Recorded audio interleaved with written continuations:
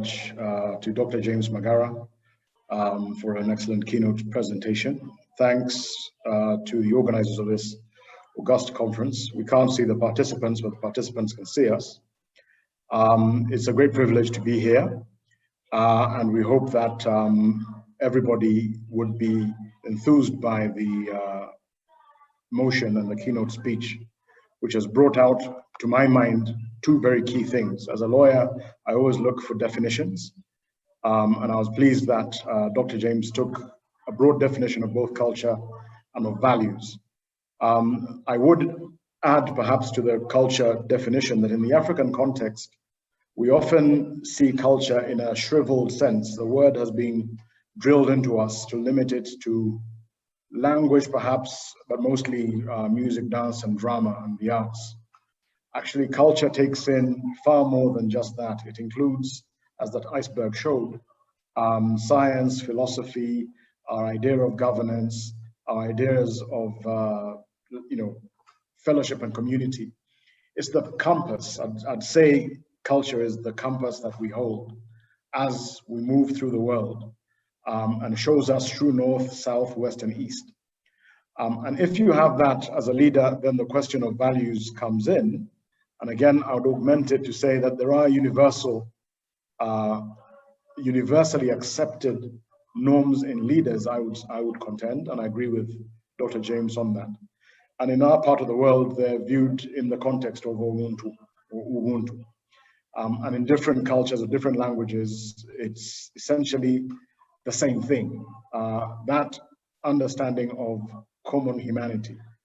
And if you think about it carefully, as a young leader, knowledge is a very big thing. You must be informed, and if you inform yourself about how bad things have happened in the past, how genocides have been premised, how unjust invasions have been perpetrated, it all starts with othering people. It all starts by dehumanizing another set of people. So if Ubuntu is the basic value that one has, then one has to guard against the perhaps human failing of excluding others, of labeling and thus derogating from humanity. It's easy to forget, for example, if I may use democracy as an example, it's easy to forget that in the birthplace of democracy, so-called Greece, it only meant rule of the people by the people for the people, only meant rule of men, free men. It did not include women, it did not include slaves. In the US, which holds itself out as the biggest and oldest democracy, functioning democracy at the moment, we see some crisis there that suggests maybe they have other issues as well. But it's easy to forget that at the time of writing that constitution, the seminal document, which is paraded around the world as a big article of liberty and democracy. Slaves, Black African slaves, or people of African descent, were defined as 3/5 of a person. Women, white women, only got the vote in 1920. For context, my father was born in 1925. My late father was born in 1925. My mother was born in 1933, 13 years after women in the United States, white women in the United States got the vote. Black people, men and women, only got the vote in 1965. For context again, I was born in 1970. So 55 years ago is when Black people got counted as people, as human. So you can see that it's essential that we always understand that the values that we have are universal.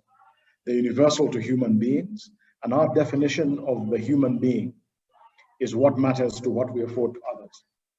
And if I may, with just one last point, I think it's a very important issue for all of us to have the value of empathy, an understanding or feeling for the pain, suffering, endurance of other people.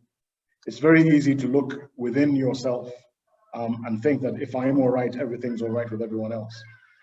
Everybody loves having their own. If I want to have the best for my child, I must imagine that somebody else imagines the same. So we must find a way of balancing how this goes. And on the point of empathy, I think it would be remiss of me to not have in my opening remarks a statement about what happened over the last couple of days in our own country. and how perhaps the unfortunate situation of violence and police brutality, state brutality, has brought on us a realization that we need to understand each other, empathize with each other. We can't kill people to stop them from dying from COVID, but we also can't have people dying from COVID because of recklessness. We must find a way in which we accommodate each other and enable each other to live peacefully, because we only have one country, and we must get on with each other in a spirit of Ubuntu.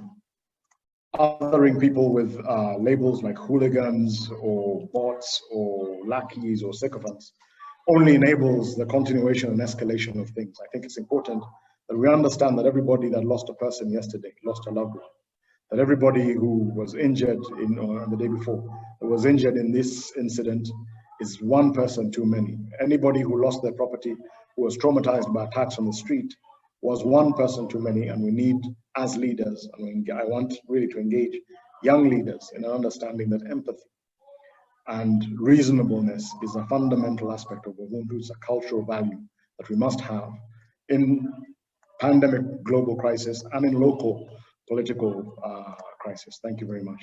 Back to you, Elizabeth.